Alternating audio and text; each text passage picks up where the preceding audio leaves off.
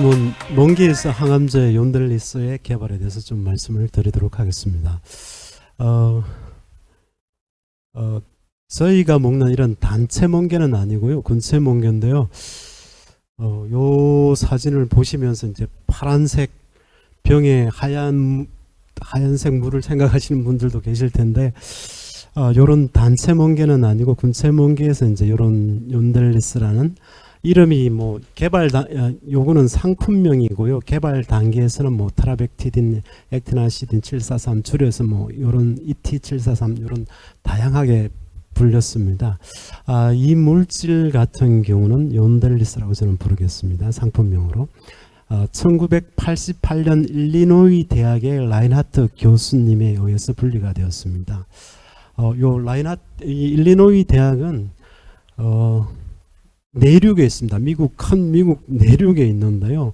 바다까지 가려면 한 1000km 정도를 가야 됩니다. 근데 이 교수님은 워낙 이런 해양 생물에서 이제 의약품 개발에 관심이 많으셔가지고 해양 생물 유래의 신약 개발의 어떤 선구자적인 분이었는데요.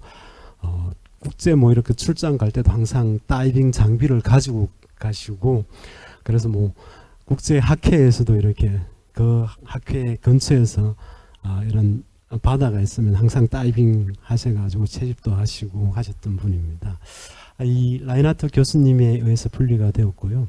이 수독률 혹은 수율이 상당히 낮습니다. 요 액티나 시디아 터비나타 군체멍게 1kg에서 약 1mg 정도가 분리가 됩니다. 1mg이라고 하면 애매하실 텐데요. 저희 이런 연구를 하는 사람들한테는 상당히 많은 양입니다. 이걸 가지고 구조도 밝히고 활성도 보고 많은 일들을 할 수가 있습니다. 그래서 대부분 이런 1mg 정도는, 천연물 1mg 정도는 보통 100만 원에서 한 몇백만 원 정도씩 합니다.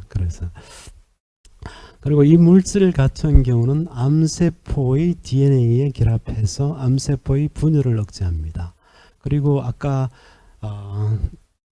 초기에 말씀드렸던 그 주목나무에서 분리된 텍솔보다 100배 이상 항암 활성이 좋습니다. 그리고 FDA 승인 후 이제 자궁암이나 연조직 육종에 대해서 항암제로 시판이 되고 있고요.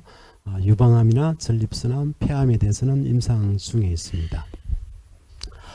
그래서 요 수율이 워낙 낮기 때문에 이제 일리노이 대학의 라인하트 교수님 그룹에서는 하버드 대학의 코레이 교수님이나 후쿠야마 교수님, 라이스 대학에 계셨는데요. 전합성을 부탁을 드렸습니다. 그래서 이제 전합성을 성공을 하긴 하셨는데요. 두 분께서 대량 합성에 전혀 적합하지 않는, 물질 구조가 복잡하면 이 복잡한 구조를 합성하는데 연구실에서 합성하는 게 상당히 어렵습니다. 그래서 전합성에는 성공을 하셨지만 대량 합성에 적합하지가 않았습니다.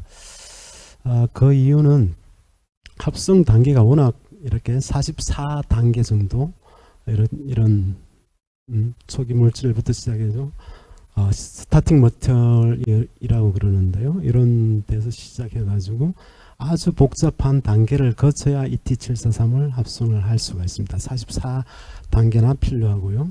그 다음에 수율도 상당히 낮습니다. 그래서 상업적으로 쓸 수가 없고요. 그 다음에 이제 뒤에 후쿠야마 교수님께서 다시 2013년에 전합성 논문을 발표를 하셨는데 성공을 하셨습니다. 이제 48단계에서 28단계로 줄었지만 여전히 상당히 복잡한 그런 합성 과정을 거쳐야 됐고요.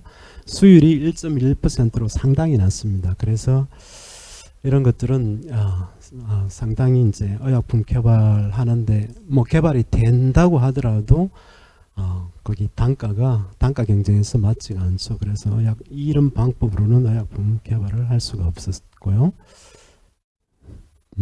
그래서 이제 이 라인하트 교수님이 파마마르라고 하는 스페인의 이런 해양 천연물 신약 개발을 하는 전문 신약 개발 회사입니다. 여기는 파마마르라는 요 회사는 이게 회사가 설립될 때 스페인 국왕까지 참여할 정도로 상당히 이제 해양 천연물 신약 개발에 있어서는 상당히 큰 회사이자 중요한 회사인데요. 요 슬라이드도 제가 이제 파마마르에 아는 사람이 있어가지고 파마마르로부터 직접 받은 슬라이드입니다. 그래서 이 파마마르에서 이 욘델리스를 해양에서 양식을 하거나 육상에서 이런 양식을 해가지고 1톤을 양식하면 1톤의 곤체 멍게에서 약 1g 정도를 얻을 수가 있었습니다. 상당히 적은 양이죠. 1톤에서 1g이죠. 그래서 아까 뭐 1mg도 중요한데 1g이면 그래도 상당히 의미 있는 양이기는 합니다. 그래서 이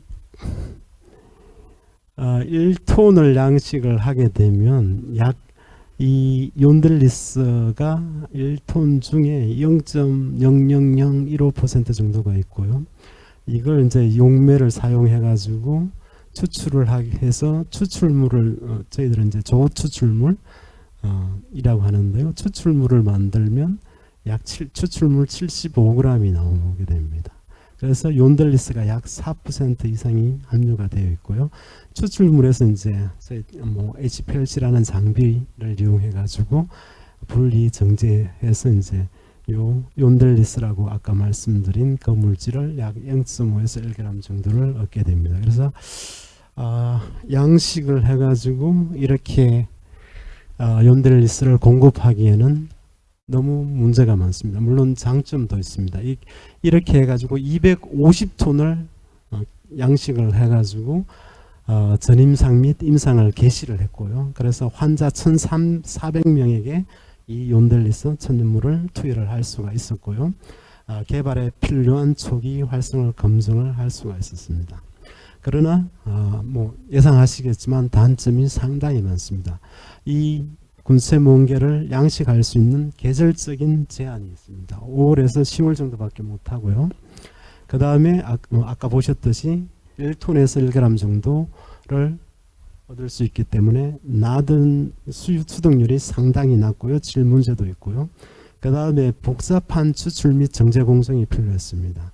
그 다음에 운송비가 이걸 또 냉동 운반을 해야 되기 때문에 운송비도 상당히 필요하고요. 그래서 비용이 너무 많이 들고요. 그 다음에 이렇게 해서는 의약품 개발을 할 수 있는 그런 원료로서는 부적합하죠. 이렇게 해서는 단가도 개발되더라도 단가도 맞지 않고요. 그래서 파마마르에서 상당히 고민이 깊어졌습니다. 활성은 좋은데 항암 활성은 워낙 좋으니까 의약품으로 개발할 수 있을 것 같은데 합성도 어려워, 양식도 어려워.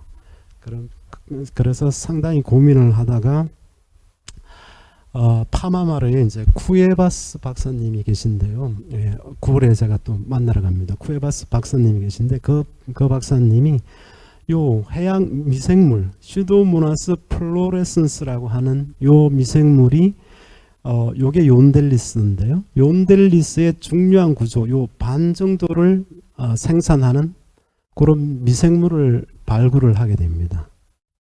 그래서 요걸 이제 사프라신 B라는 물질인데요. 욘델리스의 요 부분에 해당되는 물질을 사프라신 B라고 하는데요. 사프라신 B를 생산하는 미생물을 발굴을 해가지고 사프라신 B는 요 킬로그램 단위까지 쉽게 이제 미생물이니까 배양을 통해서 발효를 통해서 생산을 하게 됩니다. 그래서 사프라신 B를 이용해가지고 18단계를 합성 단계를 거쳐가지고 욘델리스를 생산을 하게 됩니다. 요거는 전합성 아까 28단계라고 말씀을 드렸는데요. 전합성의 어려움과 낮은 수득률을 획기적으로 개선하여 욘델리스를 생산하게 됩니다. 그래서 이제 그러면 요거는 단가도 낮고 이거는 미생물은 뭐 계절에 관계없이 언제든지 배양이 가능하니까 이러면 한번 의약품 개발을 해볼 수 있겠다 해서 의약품 개발을 지속적으로 진행을 하게 됩니다.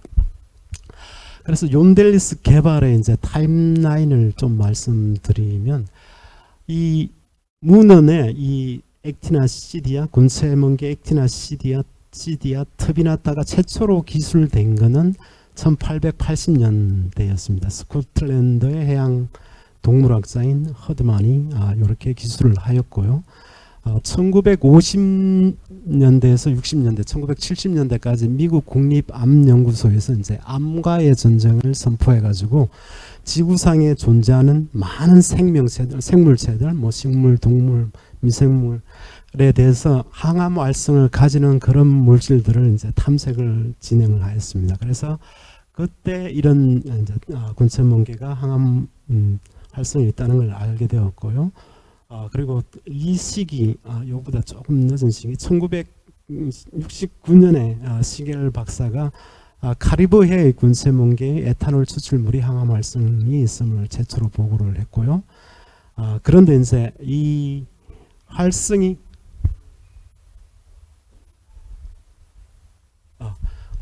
있다는 걸 알았는데 이 활성을 가지는 물질의 구조를 한 80년대까지 밝히지를 못했습니다. 미량으로 존재했고 구조도 복잡하기 때문에 구조를 밝히지 못하다가 아까 말씀드렸듯이 1988년에 라인하트 교수가 이제 욘델리스를 순수하게 분리하고 2년에 걸쳐 가지고 구조 결정을 이 활성 물질 트라벡테딘 혹은 요 물질이 이제 상품명으로는 욘델리스인데요. 트라벡테딘의 구조를 규명을 하게 됩니다. 그래서 1990년에 라인하트 교수님께서 구조 결정을 하였고요.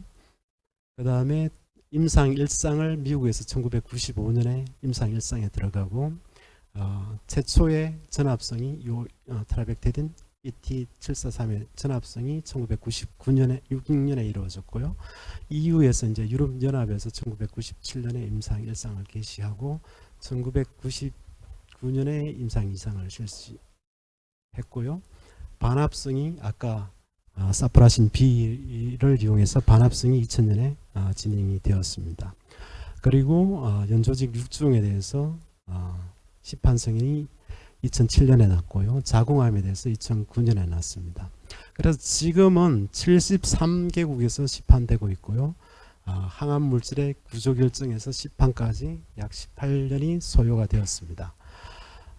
불행히도 라인하트 교수님은 이제 이 자기가 분리했던 욘델리스가 개발되어서 시판되기 전인 2005년에 세상을 떠나셨는데요. 그래도 뭐 호학들한테 상당한 그런 어떤 용기도 주시고 계기를 주셨던 분으로 저는 기억을 하고 있습니다.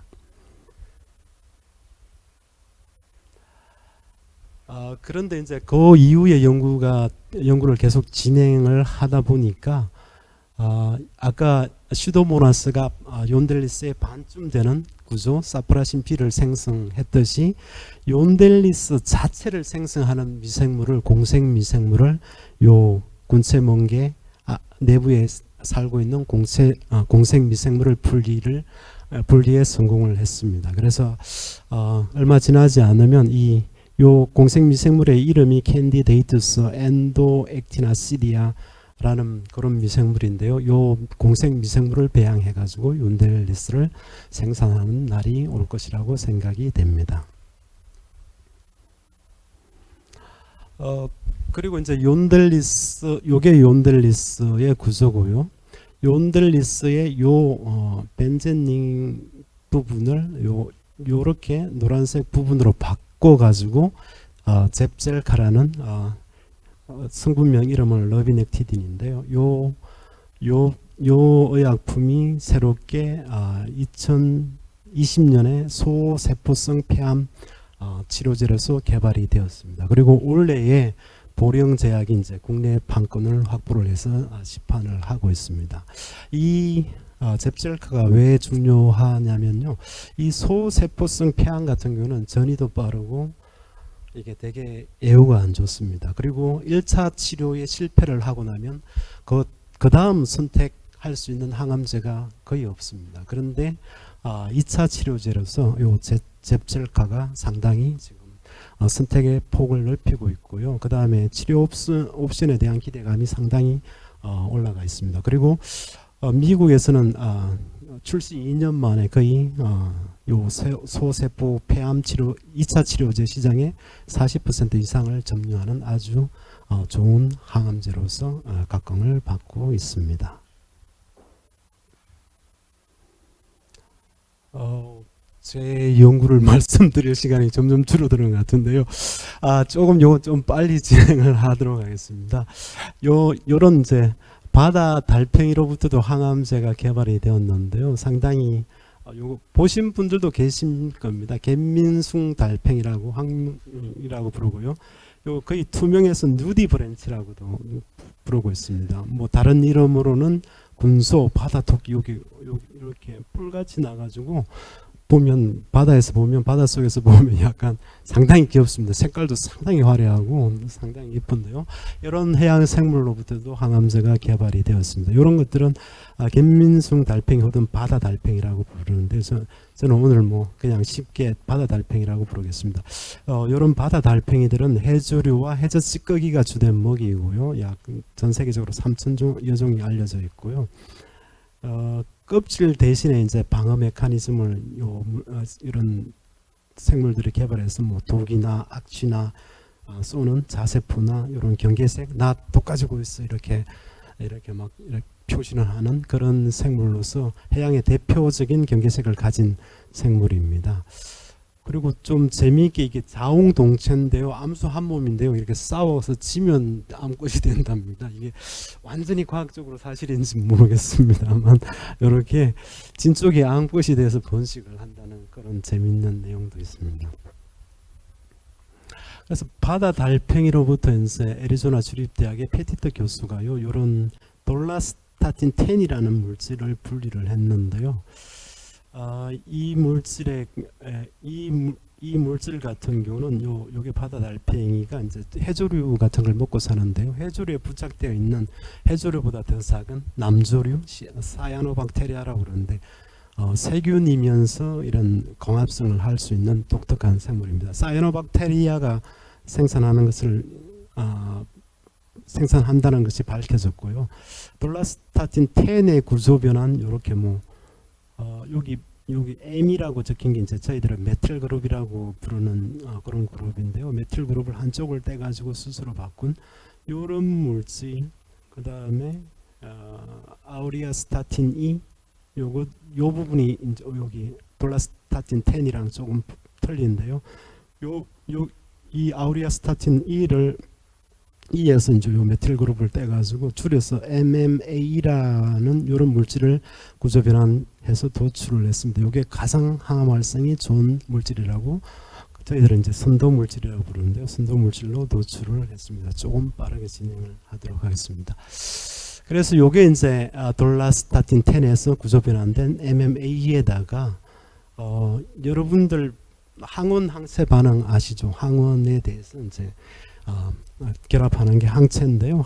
여기다가 MMA에다가 이제 이렇게 스페이스나 링크나 그 다음에 접합 부위를 붙이고 끝에다가 항체를 붙입니다. 요 항체는 항체가 이제 여기 암세포에 특이적으로 이렇게 발현되는 그런 단백질에 갖다 붙게 되겠죠. 그래서 암세포에만 요 MMA를 전달해 가지고 암세포를 죽이는 그런 이제 항체 약물 결합체로 만들어서 에드세트리스라는 그런 항암제로 개발이 완료가 되었고요. 그리고 이제 에드세트리 MMA뿐만 아니라 MMF, MMAF 그 다음에 항체를 조금 변형하거나 여기 링크 부분을 조금 변형하거나 해가지고 다른 네 가지의 보시는 바와 같이 에드세트리스 이외에 세 가지의 항암제가 개발이 되었습니다. 그래서 바다 달팽이로부터 나온 항암 물질을 구조 변환 뿐만 아니라 항체를 결합해 가지고 여러 가지 항암제로 개발이 되어 있고요. 그 다음에 지금 36개의 요 돌라스타틴 10에서 구조를 조금 변환시킨 그런 유도체들이 지금 전임상 임상실험 중에 있습니다. 약 200가지 정도의 임상실험을 진행하고 있습니다. 그래서 돌라스타틴 10, 항암 바다 달팽이에서 분리된 돌라스타틴 10을 기초로 한 그런 의약품들이 앞으로도 지속적으로 여러 가지가 나올 것으로 기대가 되고 있습니다. 다음은 이제 제 연구에 대해서 조금 소개를 시켜드리도록 하겠습니다. 해양 천연물 신약 개발에 있어서 문제점이 아까도 말씀드렸듯이 원료 공급에 문제가 있습니다. 생물체 내에 이런 해양 생물 내에 항암 활성이든 항바이러스 활성이든 그런 활성을 가지는 물질의 양이 너무나 적게 존재합니다. 한 10의 마이너스 4성에서 10의 마이너스 6성, 즉 0.00006% 정도 존재합니다. 그래서 의약품으로 개발하기에는 너무나 적은 양이 있고요. 그러면 많이 채집하면 되지 않느냐? 그러면 또 환경 파괴의 문제가 있겠죠. 그 다음에 양식하면 되지 않느냐. 양식이 잘 안 됩니다. 아까 보셨듯이 구조가 상당히 복잡합니다. 그래서 합성도 어렵습니다.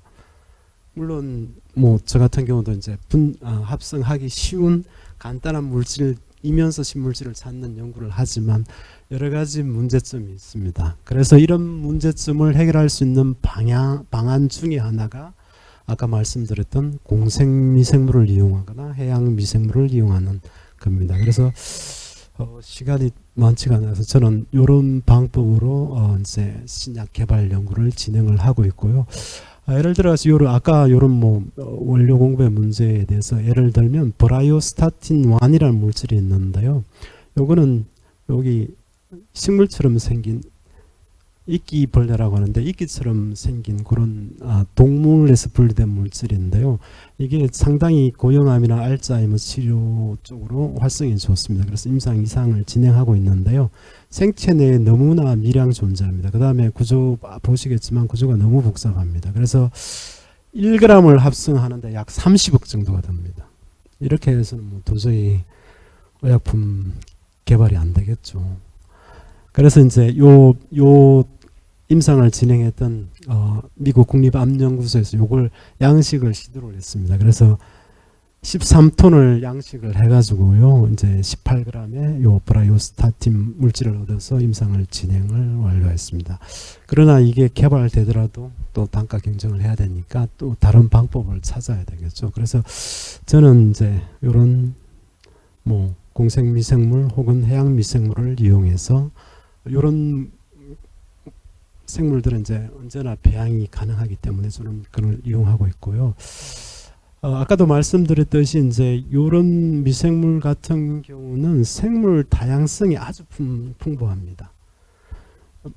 해수 1mg에 한 뭐 100만 종류 셀 정도의 미생물이 존재하고 있기 때문에, 그 다음에 생물 다양성이 풍부하단 말은 그만큼 화합물의 다양성이 풍부하고, 화합물이 다양성이 풍부하단 말은 신약 개발 가능성이 상당히 높다는 그런 뜻이기 때문에 저는 해양 미생물 연구를 진행하고 있고요. 그 다음에 이 배양 가능하던 장점이 상당히 큰 장점입니다. 그래서 해양 미생물 같은 경우는 뭐 사시사철 언제든지 배양을 할 수가 있고요. 배양 기간도 짧고요.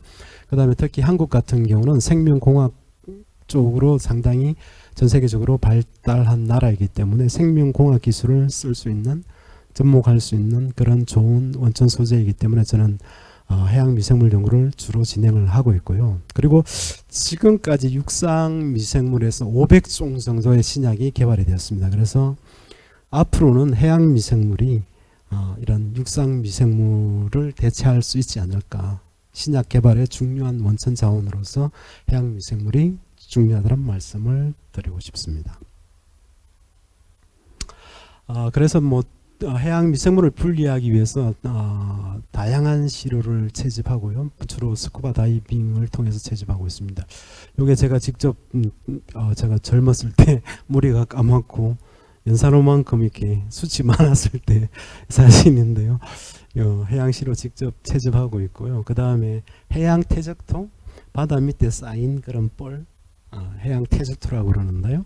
그런 걸 이제 다중 주상시로 채집기 멀티플 코어라고 하는데요. 이런 걸 통해서 채집을 하고 있고요. 그 다음에 저희 연구원에 이제 해미레라고 하는 무인 잠수정이 있습니다. 그래서 심해 샘플을 채집하거나 심해 생물을 채집하고요.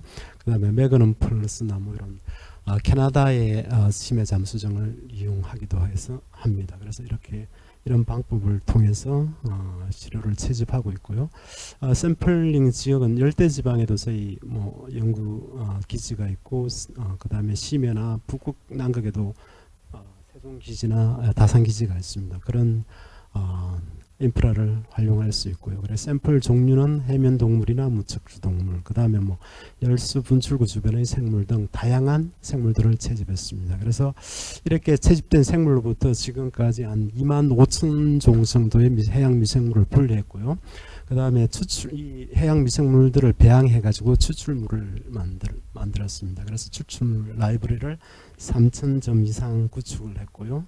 이런 추출물에 대해서 이제 이 미생물이 어떤 활성을 가지는지 항암이나 항침해, 항염, 항균, 뭐 항산화 다양한 활성을 검색해서 이렇게 분리한 해양 미생물 중에서 똘똘한 그 다음에 신약 개발에 유용한 그런 미생물들을 선정을 하고 있습니다. 이렇게 이제 국외에서 분리된 미생물들을 배양해서 에틸아세테이트로 추출해서 감압 농축해서 추출물을 조제하고요. 추출물에 대해서 여러 가지 활성을 검색하고 그 다음에 추출물에 대해서의 화학적 조성을 NMR이라는 분광학적 장비를 이용해서 분석을 하고 그 다음에 유형균주를 선정합니다. 그 다음에 유형균주를 선정한 다음에 유형균주를 대량 배양해서 그 중에서 이제 추출물에서 어떤 성분이 그런 활성을 나타내는지 일일이 분리를 해서 순수하게 분리를 해서 저희가 직접 물질의 그 항암이면 항암 성분, 항침해 성분이면 항침해 성분의 물질의 구조를 밝힙니다. 그리고 물질의 구조를 변환시켜 가지고 최적 그런 물질 구조를 만들고 있고요. 그 다음에 작용 기전 연구, 그 다음에 동물 실험을 통해서 활성 검증하는 이런 어려운 단계를 거쳐서 신약 선도 물질을 발굴을 하고 있습니다. 먼저 이제 소개시켜 드릴 내용은 심해에도 온천이 있다는 것 아시죠? 그래서 저희는 그런 심해에서 올라오는 온천들을 심해 열수 분출공이라고 하는데요. 이런 열수 분출공 주변은 육상의 이런 생태계가 태양을 태양빛을 이용하는 광합성 생태계라고 하면 이런 심해 열수 분출공 주변의 생태계는 이런 심해 열수 분출공에서 뿜어져 나오는 황화수소나 우리 망간 등을 산화해 가지고 그 에너지를 이용하는 화학 합성 생태계라고 부를 수 있습니다. 그래서 이런 화학 합성으로 에너지를 얻는 고세기근이나 그런 미생물들이 상당히 신약 개발 쪽에서도 상당히 좀 똑똑한 소스이자 신약 개발이 기대되는 그런 원천 소재이기 때문에 신규의 심해 분출공을 발굴을 하기 위해서 저희가 여기가 마다가스카르고요. 여기가 아프리카 대륙입니다. 요 정도인데요. 마다가스카르 옆에 모리셔스라고 부르는 섬에서부터 출발을 해가지고요. 스리랑카 콜롬보까지 이렇게 한 달 동안 항해를 하면서 새로운 열수 분출공을 발굴하려는 그런 탐사를 진행을 한 적이 있습니다. 그래서 요 근처에서 저희가 이제 새로운 심해 열수 분출공을 발굴을 했고요. 이 과정에서 저희가 채집한 다양한 시료를 채집했습니다. 이런 뭐 TV 그래비나 박스코 뭐 등을 CT나 요 캐나다의 무인 잠수정 로포스를 통해 가지고 다양한 시료를 채집했고요. 그 중에 이제 저희가 이제 시스토바시디움 라닌지스라고는 요거는 심해 곰팡인데요.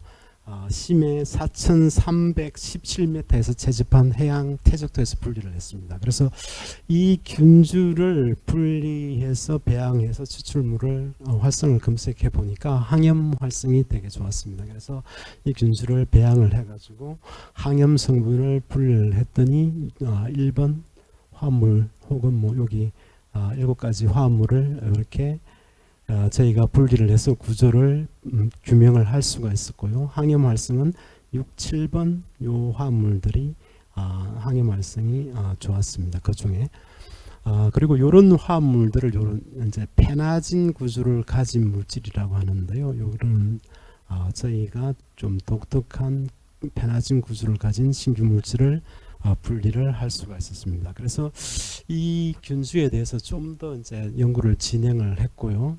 그래서 대량 배양을 한 다음에 다양한 아주 복잡한 분리 과정을 거쳐 가지고 신규 물질 6종을 분리를 했습니다. 그래서 보면 요 아까 페나진 구조 요거는 사페닉 엑시드라고 불리는 물질인데요. 7번 화합물이라고 부르겠습니다. 7번 화합물이 두 개가 연결된 그런 일양체 혹은 다이머라고 그러는데요. 두 개가 연결된 신규 물질들을 6가지를 분리를 했습니다. 요 ABC 링이 있고요. AC 링이 연결되거나 요 다양하게 연결되는데요. 특이하게 여기 6번 화합물처럼 여기 이스트 본드라고 하는데요. 이스트 본드로 연결됐을 경우에 항암 활성이 엄청나게 좋았습니다. 그래서 저희가 요 7번 화합물을 뭐 몇 g씩 분리를 할 수가 있었습니다. 아까 뭐 이제 아시겠지만 그람 단위의 그런 물질들은 엄청난 일입니다. 그래서 몇 g을 분리를 할 수가 7번 화합물이 운 좋게 몇 g씩 분리를 할 수가 있었는데요. 요 7번 화합물 충분하게 양 확보가 가능한 7번 화합물을 통해서 저희가 6번 화합물을 합성을 반합성을 완료를 했습니다. 그래서 저희 한국에서 가장 많이 발생되는 암종 6개의 암종에 대해서 항암 활성을 검색해 보니까 요게 이제 FDA 승인된 아드리아마이신 혹은 독소루비신이라는 물질인데요. 이걸 이제 대조군으로 사용했습니다. 대조군 아드리아마이신 FDA 승인 항암제보다 숫자가 낮으면 낮을수록 낮은 농도에서 항암 활성을 나타내는 거니까 낮으면 낮을수록 항암 활성이 좋다고 보시면 됩니다. 그래서 저희가 분리한 신물질 혹은 이제 합성하면서 생긴 신규 부산물이 FDA 승인 항암제보다 훨씬 항암 활성이 좋았습니다. 특히 요 위암에 대해서 한 19배 정도 항암 활성이 좋았습니다. 그래서 저희가 이 물질들을 이제 항암 활성뿐만 아니라 다른 활성도 봤는데요. 이 신규 물질이 뇌신경 염증 억제 활성도 아주 낮은 농도에서 가지고 있다는 것을 규명을 할 수가 있었습니다. 그래서 항암제 혹은 뇌신경 뇌질환 관련 그런 치료제로서 개발을 진행을 하고 있고요. 저희가 이제 충분히 양을 확보를 하였기 때문에 동물 실험을 진행을 하였습니다. 그러나 아까 아드리아마이신이 FDA 승인 항암제가 동물 실험을 아드리아마이신이랑 같이 했는데요. 아드리아마이신이 동물 실험에서 좀 효과가 좀 적게 나와가지고 생각보다 저희가 데이터로서는 넣지는 않았고요. 그래서 제 동물 실험을 진행을 하고 있습니다. 그리고 독도 아까 해면동물 스폰지에서 분리한 이런 액티노마듈라라고 하는 방생균인데 해양미생물의 추출물이 말씀드린 FDA 승인 항암제보다 추출물 상태에서도 훨씬 항암 활성이 좋았습니다. 그래서 그러면 추출물 상태에서 이 정도 항암 활성을 나타내면 순수하게 분리를 추출물은 여러 물질들이 섞여 있으니까 항암 활성이 추출물 상태에서는 보통은 낮습니다. 근데 추출물 상태에서 저 정도 항암 활성이 나타낸다는 것은 엄청난 항암 활성을 가지고 있다는 물질이 추출물 안에 포함되어 있다는 뜻입니다. 그래서 그 성분이 뭔지 항암 성분이 뭔지 저희가 배양을 한 다음에 그 성분을 순수하게 분리를 했습니다. 구조는 전체 구조는 아직 논문이나 뭐 특허 문제가 있어가지고 완전히는 공개를 점을 양해 부탁드립니다. 이렇게 AG028-2, 3번 이런 두 가지의 신규 물질을 신물질을 분리를 했고요. 항암 활성을 이제 아드리아마이신과 비교를 해 보았더니 6개 6종의 암세포에 대해서 항암 활성이 AG028 2번보다 3번이 좋았고요. 3번 같은 경우는 FDA 승인 항암제보다 많게는 적게는 28배, 많게는 52배 뛰어난 그런 신규 항암 물질을 저희가 분리를 하고 구조 결정을 완료를 하였습니다. 그리고 또 재미있는 게 이제 아드리아마이신 같은 경우는 심장 세포의 독성을 나타냅니다. 그래서 심근 독성을 가지는데요.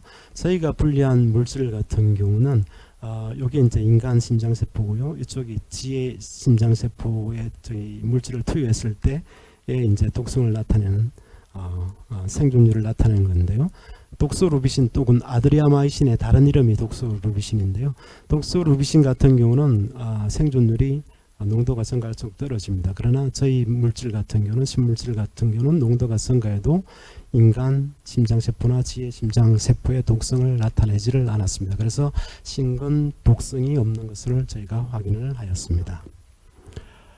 그래서 이 물질에 대해서 이제 동물 실험을 진행하기 위해 가지고 대량 배양 진행 후에 대량 확보 방법 및 간단한 분리 방법을 저희가 개발해 가지고 동물 실험에 필요한 충분한 양을 확보를 하였고요. 저희가 그램 단위로 이 물질을 얻을 수 있는 방법을 개발을 완료를 하였습니다. 그래서 이제 두 가지 물질, 신물질에 대해서 동물 실험을 진행을 했습니다. 독소루비신은 2mg/kg로 진행을 하였고요. 저희 물질은 워낙 항암 활성이 좋았기 때문에 요 FDA 승인된 항암제보다 20배 낮은 농도에서 동물 실험을 진행을 하였습니다. 21일간 투여를 한 다음에 지의 몸무게 변화나 종양의 부피 및 무게를 측정하여 결과를 판독을 하였습니다. 그래서 뭐 좀 내용이 아직 남아 있어 가지고 간단하게 말씀을 드리도록 하겠습니다. 그래서 동물 실험 결과 요 파란색이 이제 아드리아마이신 혹은 독소루비신의 동물 실험 결과인데요. 암의 부피를 나타냅니다. 요게 이제 아무것도 투여 안 했을 때 이렇게 암의 부피가 증가하는 반면 아드리아마이신 같은 경우는 암의 부피가 여기 비클이라고 하는데요. 훨씬 이제 암의 부피가 줄어들게 됩니다. 그러나 저희 물질 같은 경우도 신물질 두 가지 같은 경우도 아드리아마이신보다 20배 낮은 농도지만 거의 동등한 그런 항암 활성을 가지고 있는 것을 저희가 밝혔습니다. 그래서 저희가 이 물질, 신물질들에 대해서 특허 출원 및 PCT 국제 특허 출원을 국내 및 국제 특허 출원을 완료를 하였고요. 이 물질들은 이제 독도에서 분리한 해양 미생물이 생성하는 신물질로서 충분히 항암제로 개발 가능한 그 정도의 활성을 가지고 있다는 것을 저희가 연구 결과 밝혔습니다.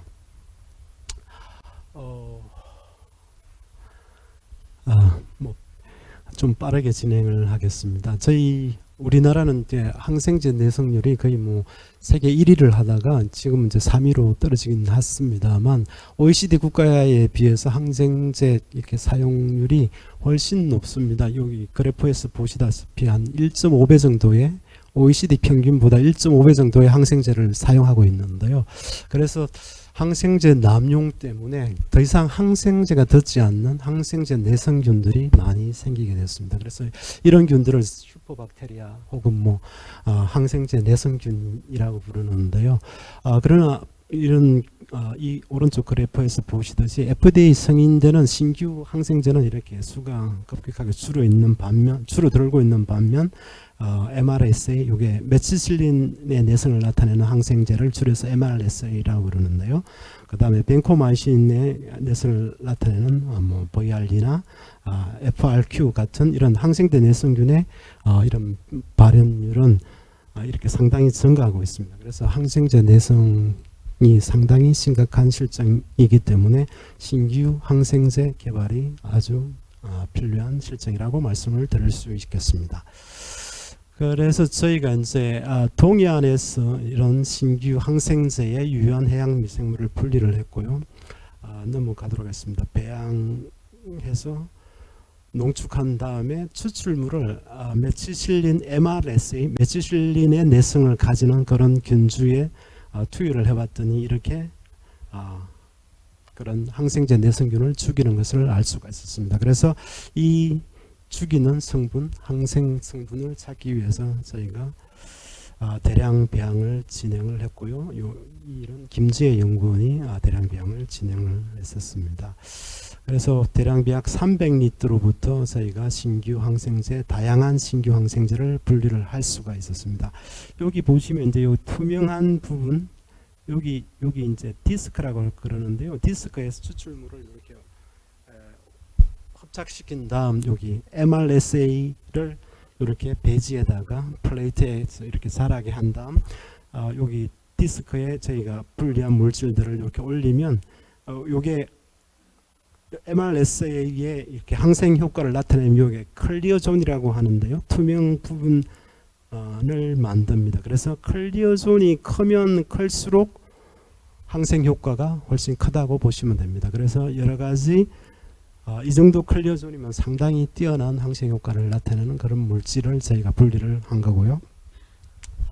그래서 이 물질들을 각각 구조 분석을 진행을 해가지고 구조를 밝혔습니다. 그래서 봤더니 요 10번은 요 물질은 요 물질이 무피로신이라는 물질인데요. 요거는 박트로반으로 개발되어 있었습니다. 아마 박트로반 사용해 보셨을 텐데요. 저희 집에도 약상자에 저도 몰랐는데 박트로반이 있더라고요. 아마 저희가 상처가 나면 마데카솔, 박트로반, 후시딘 세 가지 중에 하나는 쓰시는데요. 그 중에 하나입니다. 그래서 박트로반으로 개발되어 있었고요. 그 다음에 농가지나 여드름 치료제로서 개발되어 있었습니다. 그러면 요거는 개발되었고요. 그러면 이 물질들 그럼 뭘까라는 당연한 의혹이 들죠. 생각이 들죠. 그래서 이 물질들을 저희가 다 분리를 해가지고 구조를 밝혔습니다. 그랬더니 박트로반으로 개발된 무피로신 이외에 신규 항생 물질을 24종 이상을 저희가 발굴을 하였고요. 보시면 여기 클리어존이 거의 박트로반으로 개발된 물질보다 뭐 큰 것도 있고요.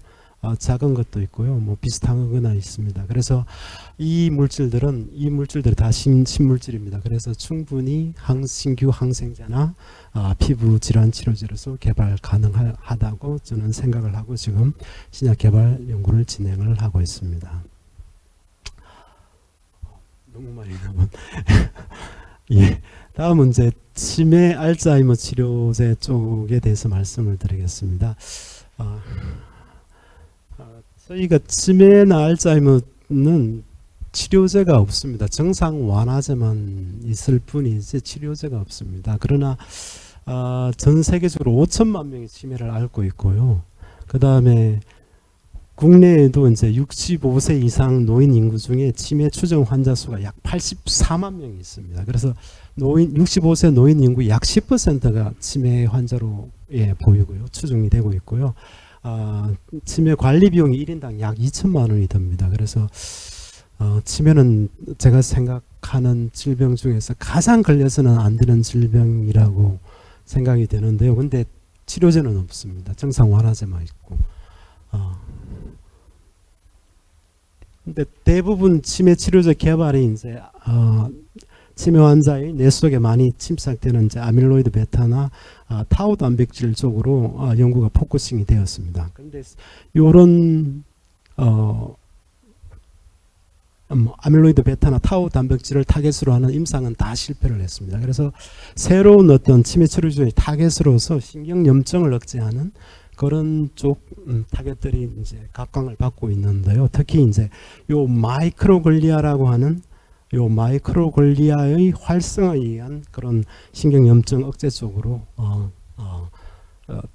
치료 치매제 개발하는 게 국제적인 연구 동향인데요. 저도 그런 국제 적인 연구 동향에 맞춰서 연구를 진행을 하고 있습니다. 요 마이크로글리아는 소교세포 또는 뭐 미세 악교세포라고 불리는데요. 뇌 속에 존재하는 면역세포입니다.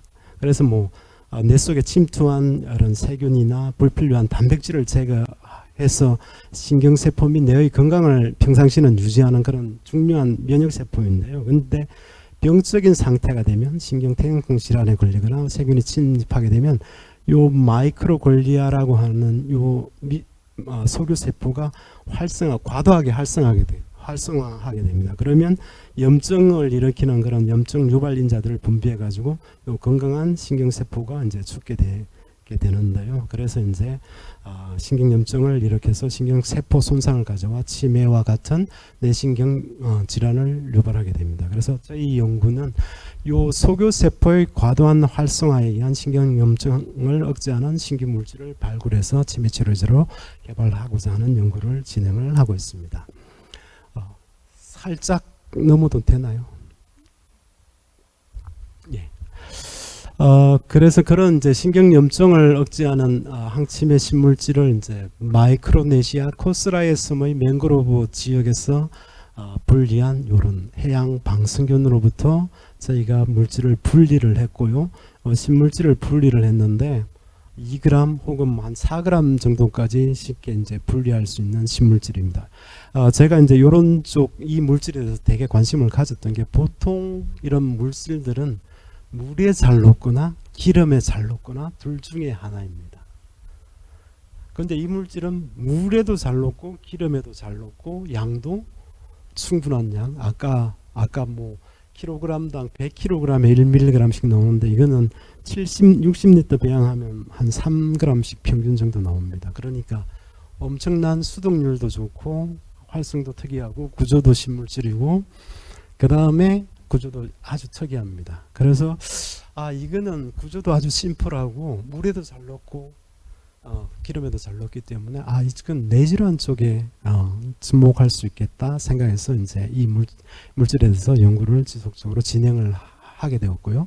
뇌는 중요한 기관이기 때문에 아무 물질이나 이렇게 뇌에 전달이 되지 않습니다. 뇌에 전달하는 이렇게 장막이 있습니다. 이제 BBB라고 그러는데요.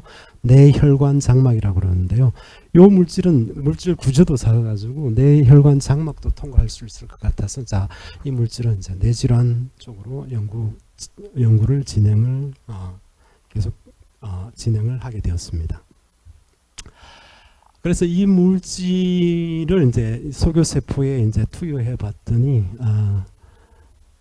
요 신경염증을 일으키는 NO의 생성량을 농도의적으로 확실히 줄이고, 요거는 이제 LPS라고 요거는 염증을 유발하는 물질입니다. 그래서 염증을 유발하는 물질을 투여하게 되면 이렇게 막대가 증가하게 되죠. 그래서 NO가 생성량이 확 증가되는데 LPS를 투여하고 저희 물질을 같이 투여해 주게 되면 염증을 일으키는 물질 NO의 생성량이 확 줄어들게 됩니다. 그리고 아이노스나 칵스2라고 하는 이런 단백질도 이제 염증을 유발하는 단백질인데요.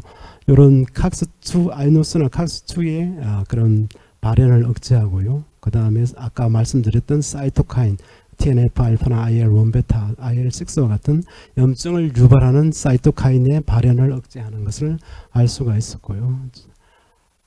그래서 이 물질을 가지고 저희가 동물 실험을 진행을 했는데요. MPTP로 이제 파킨슨병을 유도해 가지고 MPTP를 주입한 지와 MPTP와 신물질을 주입한 지의 행동성 차이를 저희가 확인을 하였습니다. 요 MPTP란 물질의 구조는 이런 건데요. 요거는 신경 독성 물질입니다. 그래서 마이크로글리아를 활성화시켜 신경염증을 유발하게 됩니다. 그래서 요 MPTP를 지에 주입하게 되면 파킨슨병에 걸린 것처럼 이렇게 행동에 운동성에 그런 운동성 현저히 떨어지게 됩니다. 그런데 저희 신물질과 MPTP를 같이 주입했을 때 얼마나 운동성 차이를 나타내는지를 저희가 확인을 했었고요. 방법은 요 원통형 보시는 그림과 같이 원통형 여기 로타로드라고 그러는데요. 원통 위에 질을 올려놓고 얼마나 안 떨어지고 오래 이동하는지, 얼마나 그 시간과 거리를 재는 거고요. 또 하나 폴 테스트라고 이렇게 요런 막대기 위에 지를 올려놓으면 지가 불안하니까 올라갔다가 금방 내려옵니다. 건강한지는. 그런데 MPTP를 투여하게 되면 이게 내려오는 시간이 운동성이 떨어지니까 훨씬 오래 걸리게 되죠. 그래서 두 가지 방법으로 저희가 동물 실험을 진행을 하였고요. 그래서 이제 파킨슨 병이라고 하는 게 도파민을 생성하는 세포, 이걸 도파민 신경세포라고 합니다. 요거 이제 도파민을 생성하는 세포, 도파민 신경세포라고 하는데요. 도파민 신경세포가 파괴 혹은 손상, 기능 저하돼서 도파민이 부족해서 운동 능력이 떨어지는 질환이 파킨슨병입니다. 그러면 도파민을 공급해 주면 되겠죠. 그런데 도파민은 아까 BBB를 통과를 못 합니다.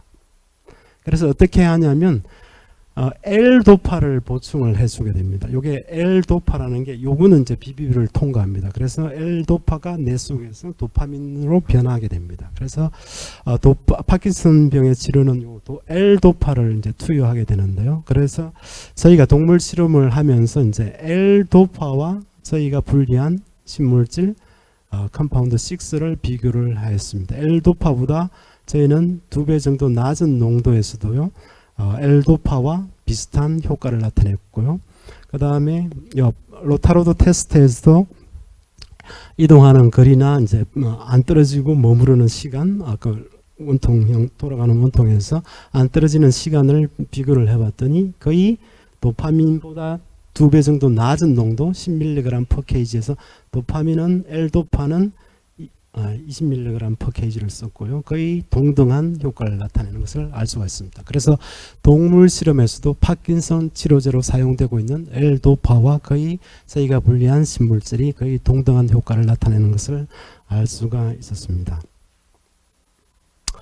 그리고 이제 도파민 신경세포를 여기 MPTP를 요게 신경 독성 물질이라고 말씀을 드렸죠. 그래서 MPTP를 투여하게 되면 뇌 속에서 도파민을 생성하는 세포, 도파민 신경세포가 이렇게 죽게 되는데요. 저희 물질만 투여하거나 MPTP와 같이 투여하게 되면 MPTP의 신경 독성을 저희가 분리한 신물질이 확실히 줄여지는 것을 알 수가 있었고요. 그 다음에 신경 섬유세포를 보호하는 효과도 거의 일반적인 그런 셀라인만 투여한, 그러니까 생리식임수죠. 생리식임수만 투여한 그런 것과 거의 유사한 정도로 신경세포 보호 효과를 가지면서 선조체 내의 도파민 섬유 보호 효과를 나타내는 것을 알 수가 있었고요. 그 다음에 이 도파민을 생성하는 효소 TH라고 하는 도파민 생성 효소가 또 감소되는 것을 저희 10mg per kg로 투여했을 때, 신물질 투여했을 때 생성 감소를 억제하는 것을 알 수가 있었습니다. 그래서 짧게 말씀드리면 저희가 분리한 신물질이 도파민 동물 모델에서 충분히 도파민 신경세포 보호 효과와 소교세포의 활성화에 의한 뇌신경염증 억제를 감소시켜서 파킨슨병의 대표적인 특징인 운동기능 손상을 개선할 수 있다는 것을 알 수가 있었습니다. 그래서 충분히 파킨슨병이나 치매의 예방 및 치료제로서 개발 가능한 충분한 가능성을 저희가 확인을 하였습니다. 다음은 표적 항암제 개발인데요. 저희가 또 비라포를 암이라는 게 이제 정상세포가 유전자가 변이가 일어나 가지고 암세포로 되는 거잖아요. 그래서 암세포에서 변이가 되는 단백질들이 있습니다. 유방암 같은 경우는 BRCA라고 하는 요 유전자가 변이가 일어나면 유방암에 걸릴 확률이 한 80% 정도 되는데요. 안젤리나 졸리가 요 유방암 변이 검사를 했을 때 브라카 변이가 일어났다는 것을 알고 이제 유방을 절제하면서 이제 유명해진 그런 유전자 변이 유방암 타겟인데요. 이런 브라카를 타겟으로 하는 그런 항암제 개발이 또 이제 표적 항암제 개발에 있어서 상당히 중요하고요. 그다음에 유방암에 있어서 또 헐투라는 단백 유전자 변이가 있습니다. 그래서 헐투 억제제가 이제 FDA 승인 된 헐셉틴이라는 헐투 억제제가 있고요. 폐암 같은 경우는 EGFR 변이가 중요한 타겟인데요. 이런 폐암에서는 요 EGFR 변이를 억제하는 요 아파틴이 FDA 승인된 항암제입니다. 저희가 타겟으로 했던 거는 요 비라프 단백 유전자인데요. 요 비라프 유전자가 변이가 되면 이제 피부암 환자에서 약 50%가 변이가 발견됩니다. 그래서 베무라페닙이라는 이제 FDA 승인 항암제가 비라프 억제제로서 승인이 되어 있습니다.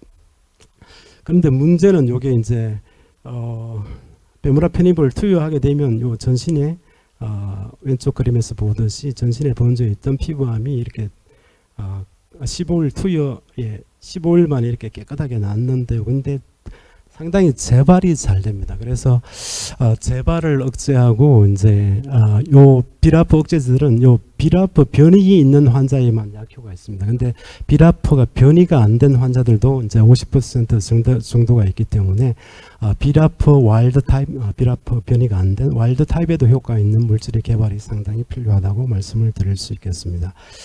그래서 이제 저희가 베트남에서 채집한 해면 동물에서 분리한 곰팡이의 배양액에서부터 7종의 비라프 억제제를 표적 항암제로 분리를 하였고요. 짧게 말씀드리면 이 물질 같은 경우는 비라프 변이가 있는 암종 뿐만 아니라 비라프 와일드 타입에도 상당히 이런 FDA 승인된 항암제와 거의 KB11과 11 같은 경우는 거의 동등한 효과를 나타내고요. 그리고 이제 비라프 외에도 이런 암세포에 변이가 있는 유전자들이 있는데요. 엔나스나 F 이런 엔나스, 키트, P10, P53 같은 이런 변이가 있는 암세포주들이 있는데요. 기존의 비라프 억제제들은 이런 변이가 있는 암세포주에는 효과가 없습니다. 요 키가 큰 것들은 항암 효과가 없다는 건데요. 저희가 분리한 KB11과 12 같은 물질 같은 경우는 비라프의 변이가 없는 암세포에도 덮고 그 다음에 엔나스나 키트, P10, P53의 변이가 있는 암세포들에도 상당히 효과가 좋습니다. 그래서 기존 표적 항암제의 단점을 보완하는 그런 활성을 가지고 있고요. 그 다음에 병용 투여했을 때 기존의 트라메티닙과 같은 비라프 억제제와 병용 투여했을 때 훨씬 시너지 효과가 좋습니다. 기존 저희가 분리한 KB11이나 11이나 11 같은 경우에 기존의 트라메티닙보다 단독 투여했을 때도 효과가 좋지만 병용 투여하면 항암 시너지 효과가 훨씬 더 효과가 나타나고요. 크게 나타나고요. 그리고 이제 아까 내성균이 있듯이 항암제의 내성을 나타내는 그런 암세포들이 있습니다. 항암 내성 암세포 주들에 대해서도 기존의 이제 베무라페닙이나 다라페닙, 트라메티닙 이런 것들은 항암 내성 암세포에는 닿지 않습니다. 키가 크죠. 여기 막대 그래프의 키가 큰데요. 저희가 분리했던 물질들은 KB11이나 11 같은 경우에는 내성 암세포, 약물 내성 항암제의 내성을 나타내는 그런 암세포에도 상당히 뛰어난 효과가 좋은 그런 효과를 나타냈습니다. 그래서 저희가 분리했던 물질들이 비라프를 표적으로 하는 표적 항암제 개발에 있어서도 상당히 좋은 선도 물질이 될 수 있는 것을 알 수가 있었고요. 요거는 넘어가도록 하겠습니다. 저희가 신규 탈모 예방 육모 촉진 물질을 분리를 했었는데 효과가 좋아가지고 했고요.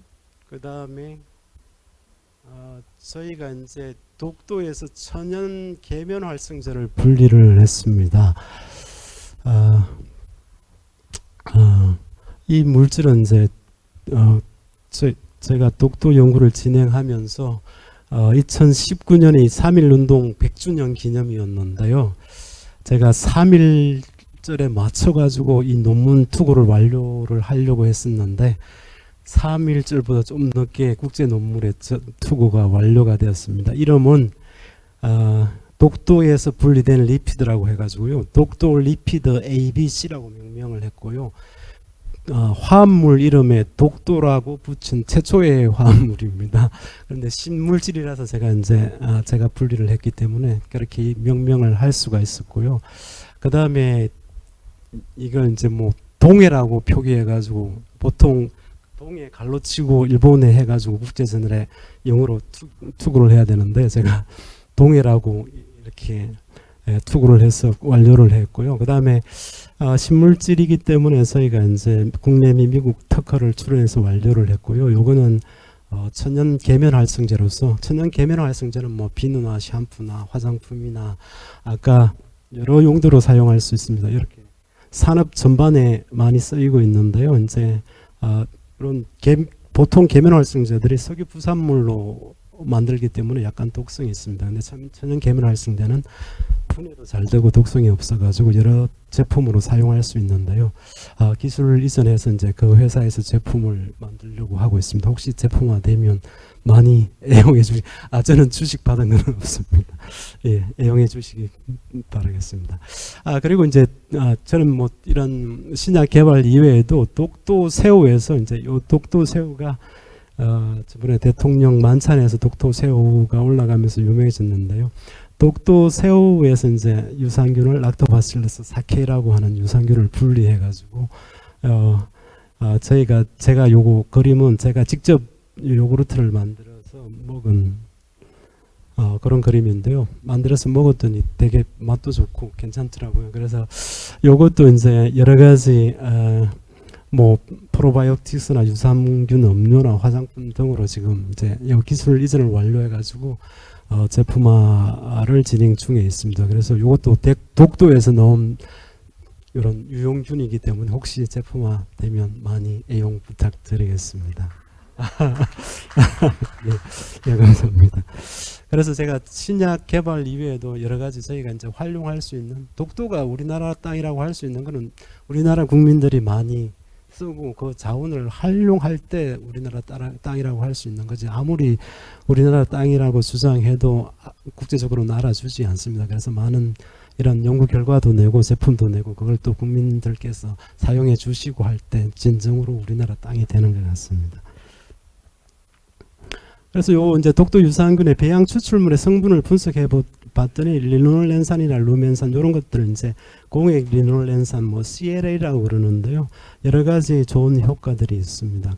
그래서 이제 요런 뭐 CLA 같은 경우는 근육 생성이나 항암 작용이 있어가지고 뭐 제품화도 되는데요. 그래서 저희가 독도 새우에서 분리했던 그 유산균의 배양 추출물에도 아주 유용한 성분들이 많이 들어있다라는 말씀을 드릴 수 있겠습니다.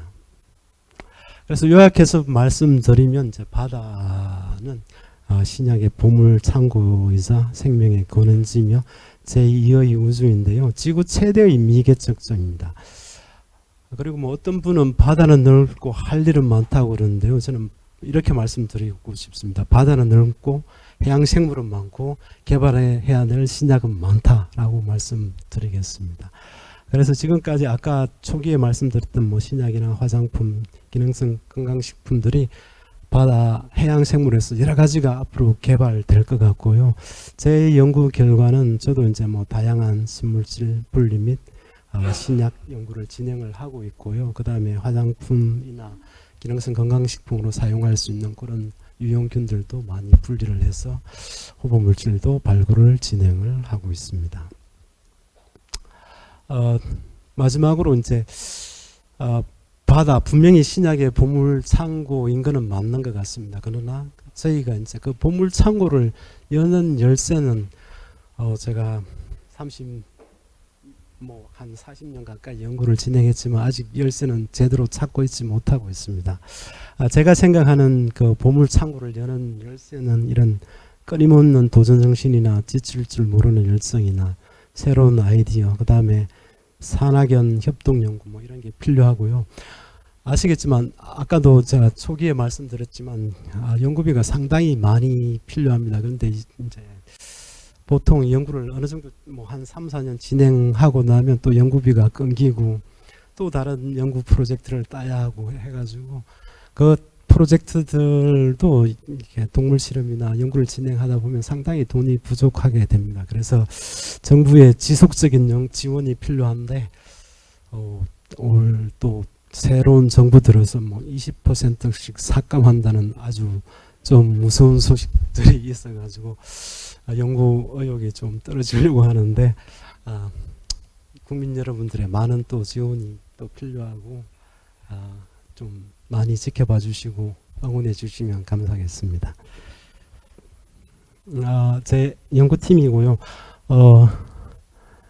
그리고 이제 생명과학연구소의 강종순 박사 검수희 연구원께서 저희 항암 활성 검색을 많이 해주시고요.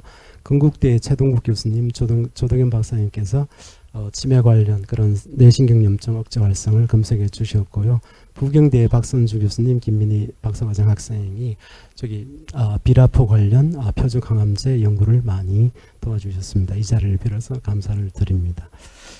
조금 시간이 지났지만 끝까지 더운 날씨에도 불구하고 경청해 주셔서 감사드립니다. 감사합니다. 네.